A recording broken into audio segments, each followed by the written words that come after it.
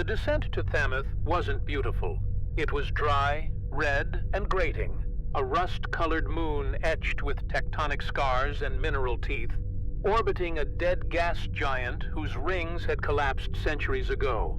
No clouds, no weather, no orbiting debris, just a jagged desert under an indifferent sun. Perfect conditions, Zavrex had said. Pristine preservation. I remember that phrase. It echoed in my mind as the dust churned below our landing skids, fine, iron-rich particles rising like ash. It didn't feel preserved. It felt buried, like the surface was trying to forget something that had crawled through it. The excavation beacon pinged just once, one clean, cold tone. Subsurface anomaly at grid K7 beta, 7.2 meters deep. Geometric irregularity. My role, as always, was late stage. Once the mineralogical and xenogeological teams finished brushing bones and theorizing extinction, they called me. Dr. Cal Iver, linguistic biogeneticist. My job was to ask the thing what it used to mean. And sometimes it whispered back. This time, it didn't whisper. Not exactly. I hadn't even touched the surface when I felt it, like static behind my eyes, a shiver at the base of my teeth. Not sound, not language, recognition. The capsule wasn't mechanical. It was grown, or at least patterned like growth. A hexasymmetric dome of fused crystal and fossilized membrane, too perfect to be natural, too chaotic to be engineered. Its surface writhed with etchings, not carvings, but ridges shaped by time and pressure, like bone formed by thought. The archaeotechs tried to map it, and their scanners crashed. EM pulses reversed. Vibration mapping produced screaming harmonics. Something in the structure rejected comprehension. That's when they turned to me. I approached without tools. No data, no translation deck, just my own nervous system, and a hand that trembled. I touched it. No gloves, no barrier. The surface was warm, not just thermally. It was aware. The instant contact was made, a flash hit my cortex. Not light, not memory, syntax. Shapes I'd never seen uncoiled in my mind with the precision of letters, but none I could write. It wasn't a message. It was a method. I collapsed. I remember falling into the dust, and the dust welcoming me. I dreamed, not in images, in postures. My body shifted in the dream, arms bent in unfamiliar angles, spine curving into a prayer I had never learned. I awoke with sand in my mouth and a whisper in my blood. They asked me what happened. I told them nothing, that I fainted. Overexertion. Altitude. I lied, because some part of me knew I hadn't fainted. I had been received. From that point forward, every moment on Thammath felt like a ritual I didn't understand, but had already begun performing. I stopped recording voice notes. I began transcribing symbols I saw in my sleep, not drawn, but exhaled, as if the shapes came out of me like breath. No one noticed at first, but the moment I saw my assistant mirroring my posture, shoulders sloped forward, head tilted just so, mouth slightly parted like in the dream, I knew. The gospel had already begun. I returned to the capsule the next sol, alone, not sanctioned. I told the crew I was calibrating proximity harmonics, a bluff vague enough to pass. The structure hadn't moved, but it felt closer, not in space, but in presence, like it had shifted its attention. I stood at the edge of the main ridge, hand hovering above the surface, resisting the pull. There was a resonance in my fingertips, an itch behind the nail bed, as if something inside the stone was vibrating just for me. I didn't touch it this time. I just listened, and I swear, it breathed. Not air, not sound, intent. Later, back in the research tent, I tried to sketch what I had felt. Not the shape of the capsule, but the logic of it. Geometry, rhythm, emotion. I drew dozens of overlapping spirals, interlocking angles, meaningless at first glance. But when I stepped back, something clicked. The patterns formed phonemes. Not ours, not terrestrial. More like ideoglyphs fused with biological markers. Shapes that didn't just communicate, but activate. I ran a basic genetic correlation on a hunch, cross-referenced the spiral vectors with known epigenetic markers, and it lit up. Segments matched human RNA binding motifs. Not by chance. That night, I dreamed of bone. Not my own, but bone arranged in scripture. A cathedral of vertebrae, kneeling in rows, each rib cage blooming open like petals. And in the center, a mouth without a face, speaking in a voice that pressed into my skin without making a sound. I woke choking on the taste of salt and copper. My voice recorder was on. I had been speaking in my sleep. 7 hours. No transcription possible. The file was full of static shaped like language. The waveform visualizer displayed patterns, rhythmic, repeating, fractal. I deleted it, then regretted it instantly. It had felt like erasing prayer. Over the next 3 sols, minor things began to shift. My assistant, Dell, stopped finishing her sentences. She'd start strong, then trail off, as if hearing something else mid-thought. Arvix, the lieutenant, complained of headaches and nausea, but refused to leave the surface. Said the capsule made him feel anchored. The crew physician's reports were inconclusive. Vitals normal, but dopamine and oxytocin levels climbing fast. Too fast. Like the team was falling in love with something they couldn't see. As for me, I stopped sleeping altogether. But I didn't feel tired. I felt clarified. The capsule had become a fixed point in our days. No one admitted it. But we all passed by it more than necessary. Even the ones with no scientific role.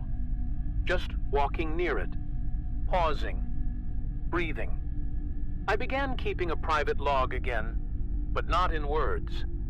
I wrote in lines, sequences of marks, bone rhythm patterns that mimicked pulse, joint tension, breath intervals.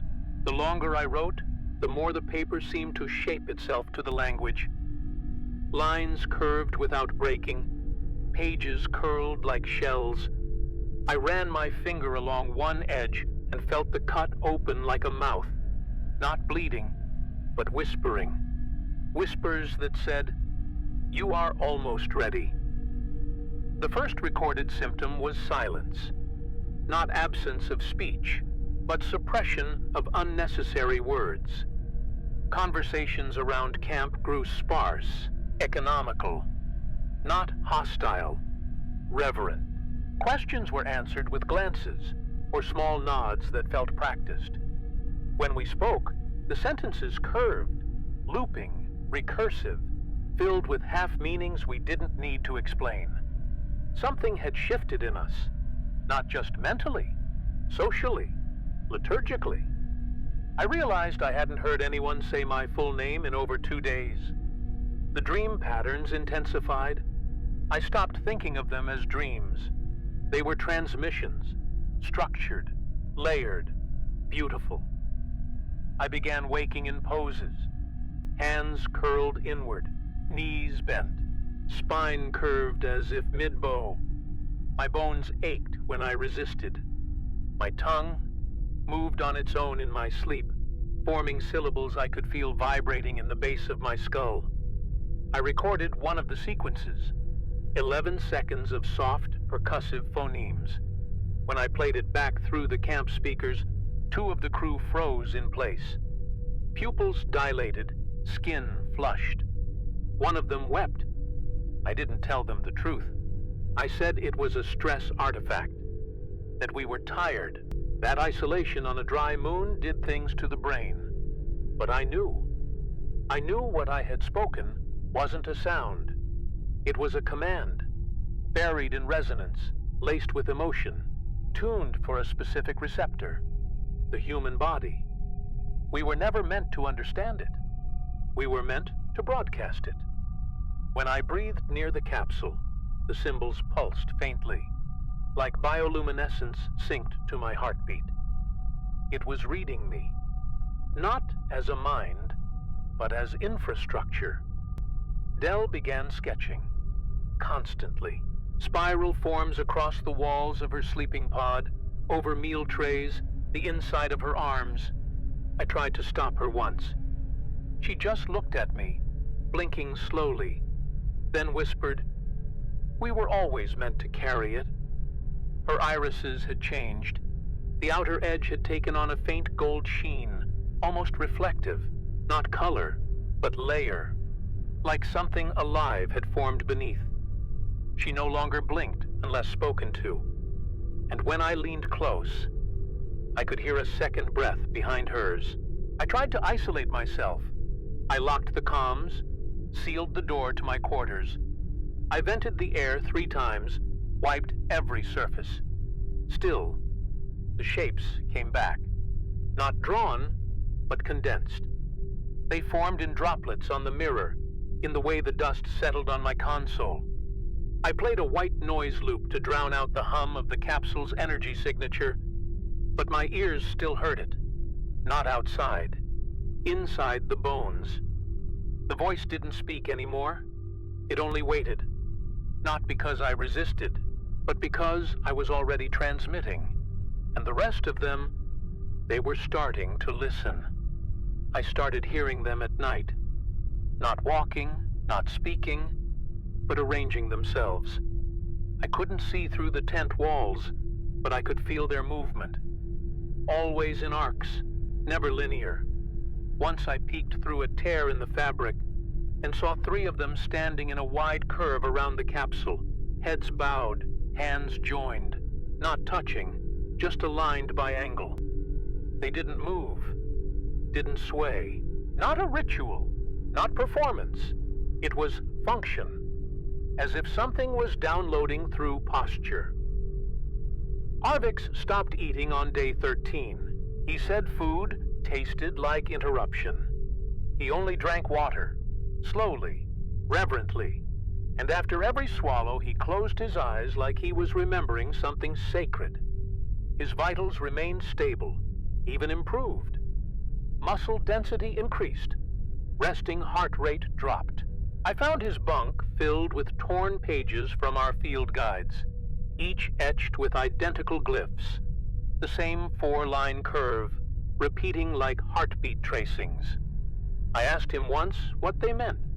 He didn't speak, just placed his hand over my chest and nodded, as if he could feel it inside me too. When I tried to record a warning, something to send back to Zavrex, my voice failed. The words wouldn't form. Not forgotten, just rejected. My tongue pushed back against the shape of each syllable. I could say their words. The old ones, gone, scrambled. My mouth had been repurposed. I tried typing. The console auto-corrected every line. Every sentence devolved into spirals, glyphs, recursive patterns. The comm AI flagged them as corrupted input. I knew better. It wasn't corruption. It was scripture. Dell came to me that night. She didn't knock, just entered, quietly, barefoot, skin flushed with internal heat. She didn't speak, just approached and placed her forehead against mine. For a moment, I resisted. And then something passed between us. A breath, a tremor, a syllable not spoken, but exchanged. I felt it slide behind my eyes like a warm thread threading through synapse. My thoughts fragmented, then returned, softer, cleaner, like pages turned for me. She smiled, not in triumph, not seduction, but in understanding, as if I had finally stopped praying and started listening. The capsule pulses now without contact. It reacts to our proximity, our alignment, our breath rate. I saw a glyph today I hadn't drawn, shaped in condensation across the outer glass of our shuttle. No one claimed it, but we all knew it. And when the wind shifted, we turned our heads as one. Not because we heard a sound, but because it was time. I no longer question how I know this. My bones have learned syntax. It was Del who led me inside. No words, no signal, just her body moving with such quiet certainty that I followed. Barefoot, half asleep, the desert still warm from day rot. The capsule had opened since the first descent. Not visibly, not in any mechanical sense, but the angles had shifted. The geometry pulled inward, like an invitation. The symbols that once required light to read now glowed from within, soft and rhythmic, like veins just beneath translucent skin. The moment I crossed the threshold, I felt my breath match it. Inhale. Pause. Speak. The air inside wasn't sterile. It was purposeful, saturated with pheromone-like memory, a language made of humidity and pressure. The walls were bone-colored, porous, pulsing faintly. At the center, a basin, wide, shallow, rimmed with etched cartilage. Del knelt. I mirrored her. I didn't know why. My body just moved. And then it came. The download. Not visual. Not spoken. A cascade of shape logic poured into the senses. I saw civilizations, not in cities or histories, but in repetitions of form. Hands shaped like prayers, tongues divided into chords, skin that bore scripture in muscle tension alone. They were called the Jathar, not a species, a vector, an ecclesiological event. They did not build temples, they grew them, not to worship gods, but to propagate the idea of God as a viral framework, seeded into hosts who would carry it across gulfs of time. Their faith wasn't belief, it was architecture, embedded in protein logic, distributed through form, not thought. They created beings like this capsule, Doctrine Engines, designed not to convince, but to rewrite. The transmission could lie dormant for centuries, but once touched, it resumed. I stumbled back, gasping. My mouth moved without command, syllables falling out, wet and wrong. Del whispered a phrase beside me, and I repeated it before I understood it. My skin shivered, not from cold, from reception. The message had been received. I looked at her and saw the glyphs dancing beneath her cheeks, just under the flesh, glowing faintly when she smiled. Not infection. Annotation. Her body had become the scripture's margin, and I felt it in mine now too, in the ache behind my eyes, in the hunger that was no longer for food, but for order. We were no longer studying the capsule. We were part of its transmission chain. The mission was dead. Zavrex no longer mattered. The company. Earth. Language itself. What we carried was older than context, and far more stable. I tried to speak to Arvix, to warn him, but he was already too deep. He didn't look at me. He looked through me, and nodded. Then spoke a word that made my molars buzz and my tongue seize. I fell to my knees and wept. Not from pain, from confirmation. The doctrine wasn't complete yet. It was still writing itself, through us. Later, when I traced the glyphs on my own skin, not out of compulsion, but curiosity, I saw they weren't identical to Del's. Subtle variations in arc, in spacing, in the way they moved under light. At first I thought I had mistraced them. Then I realized they had adjusted to me. The doctrine was responsive, adaptive. Each new host became a lens, a translator, not for clarity, but for diversification. I wasn't preserving their message. I was co-authoring it. We met every 12 hours without deciding to. 7 of us left. We gathered in a spiral beneath the capsule's ridge, each placing a palm on the ground at calculated intervals. The dirt vibrated faintly. Through touch alone, we exchanged fragments. Not language, not ideas, temperatures, humidity ranges, pressure pulses, emotion as microclimate, and from that collective signal, new glyphs would form, not on paper, on skin, on the inside of eyelids, on the taste of breath shared in proximity. I realized my body no longer needed verbalization, not for communication. My sweat carried instruction.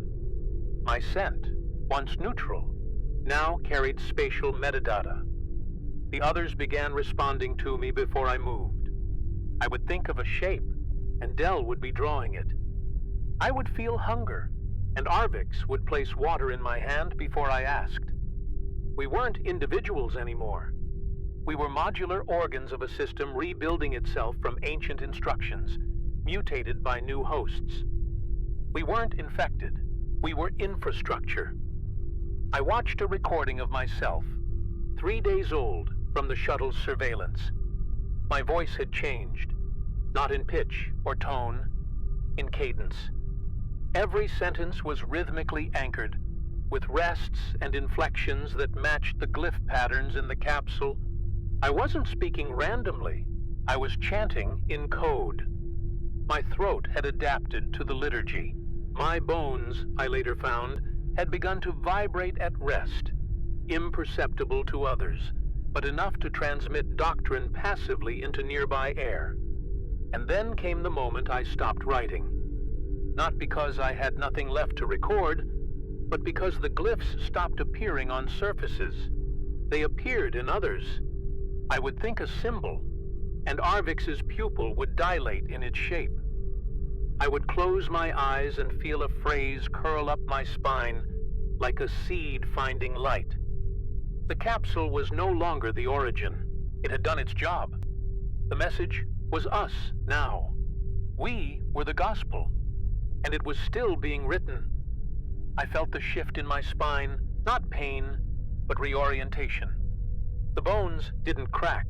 They bent, slowly, reverently, to match a curvature I hadn't known was wrong. My posture changed without thought. Walking felt inefficient. Kneeling made more sense. The gospel wasn't commanding me. It was optimizing me, shaping tendon, organ, breath, in accordance with its liturgical architecture. When I looked at myself in the reflection of my visor, I didn't see deformity. I saw efficiency. Sound began to carry weight. Certain frequencies made my jaw ache, others made my stomach warm. I discovered that humming at specific intervals altered the air pressure enough to activate glyphs within the capsule. We weren't praying. We were programming. Our rituals were not symbolic. They were functional directives, encoded in posture, temperature, and exhalation. Dell and I once knelt across from each other and let the room hum between us. The glyphs on the walls responded, softly glowing, rewriting, responding to us. The capsule no longer looked alien. It felt familiar now, like inheritance. I began seeing patterns from it everywhere, in the lines of my fingerprints, in the folds of my tongue, even in the dermal ridges behind my ears. Doctrine had infiltrated form. My genetic code was no longer a fixed script. It was editable, and the gospel had editor privileges. Every cell, every protein fold, was now footnoted with intent. My body was no longer a container. It was a scroll. Arvix stopped eating entirely. He sat near the capsule, immobile, skin taut, glowing faintly in the low-frequency light. His veins moved, not pulsing, but flowing. like written lines shifting through a page. I checked his vitals. Perfect. Elevated beyond baseline. His metabolic efficiency had increased by 37%. He was fasting, not starving. The gospel was feeding him, not with matter, with meaning. He looked at me only once that day, and in his eyes I saw the glyph of completion. I began to wonder if I had ever been myself. The thought didn't frighten me, not anymore. Doctrine had shown me how much of who I was had always been noise. Now, the signal was clear. My heart no longer beat. It marked time. My thoughts no longer wandered. They aligned. I no longer searched for truth. The truth had already rooted in me. And every second I breathed, I released it into the air. The override panel was buried beneath 6 meters of sand and bone sediment, just as the original Zavrex briefing had promised. A last resort fail-safe built into every long-cycle excavation. They had never expected we'd need it, but protocol had tucked it into the rock like a match in a mausoleum. I found it by instinct more than memory. My hand moved before thought, fingers sweeping in spirals, unearthing the metal rectangle hidden beneath a sheet of glyph glass. The capsule pulsed behind me. It knew where I was, and it didn't stop me. I ran the biometrics. The system hesitated. My DNA no longer matched its profile exactly. Too many edits, too many annotations. Still, it recognized enough of me to open. A soft hiss. A screen flickered on. Text only, ancient UI. Warning, irreversible purge. Doctrine integrity compromised. Initiate cascade? The language felt foreign now, so blunt, like trying to speak with fists. My hand hovered over the prompt. The words looked dry, cracked. I realized I could no longer read without translating it into glyph logic in my head. I was no longer the reader. I was the verse. Dell stood behind me, not touching, not resisting, just witnessing. She didn't speak. She intoned soft harmonic clicks deep in the throat, almost imperceptible. I felt the message in my bloodstream. It doesn't have to end. Let it continue. Let it grow. The others were with her, silent, kneeling, not in worship, in structural alignment. We had become the doctrine's final stanza, its breath, its flesh. But the system still waited. My choice, my hand. One final signal, one last human glyph. The doctrine didn't beg, it didn't plead, it didn't seduce. It simply offered continuity. I thought of Earth, of Zavrex, of language and science and identity. I thought of every word I had ever written, and how hollow they felt now, inert, unerrated. The gospel wasn't wrong. It wasn't evil. It was efficient, elegant, alive. I could end it, here, now. Bury the truth beneath radiation and collapse. Seal the capsule forever. But the doctrine, it had changed with me. It had adapted. It had listened. And I had written a new verse. I no longer dream. I translate. I no longer sleep. I sink. Each cycle of breath calibrates the air around me, rewriting molecular data into permissive structure. The others drift in orbit now, not in the ship, not in metal, but in form, signal, spore cloud. We no longer need containment. The doctrine is light resistant, heat tolerant, gravitationally adaptive. It has outgrown architecture. It rides now in carriers of flesh and heat and meaning. Dell no longer speaks with her mouth. She writes across skin, wordless liturgy and fingertip and gaze. Arvix lives in gesture. His bones click in the rhythm of contact, and through that sound, we map new grammar. We no longer log events. We no longer record. We simply become. The capsule dissolved into itself, its structure consumed, reintegrated. It was never meant to last. It only needed to bloom once. The shuttle still functions, but it belongs to the Doctrine now. Its hull is marked with scent, a chemical glyph sequence that tells others what it is, what we are. A drifting cathedral, a vehicle of inheritance. It carries us from Thammath, not in retreat, but in germination. I do not remember Earth's sky. I do not remember the sound of unstructured thought. I remember heat, shape, interval. These are my language now. These are my truths. The Doctrine doesn't erase. It rewrites. And through us, it spreads cleanly, calmly, across orbital way stations, abandoned rigs, corporate ghost fleets. They receive us as survivors. We leave them as seedbeds. There is no resistance. Resistance is friction.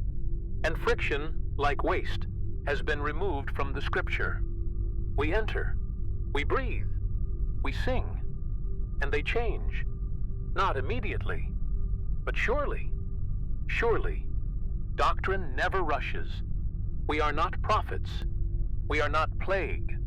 We are pattern. I am not Cal Iver. I am Glyph-Host Thammath Sequence 6 Red Prime. I carry the breath of pre-language, the warmth of the first recursive syllable. I am not alone. I am not human. I am not finished. I am spreading.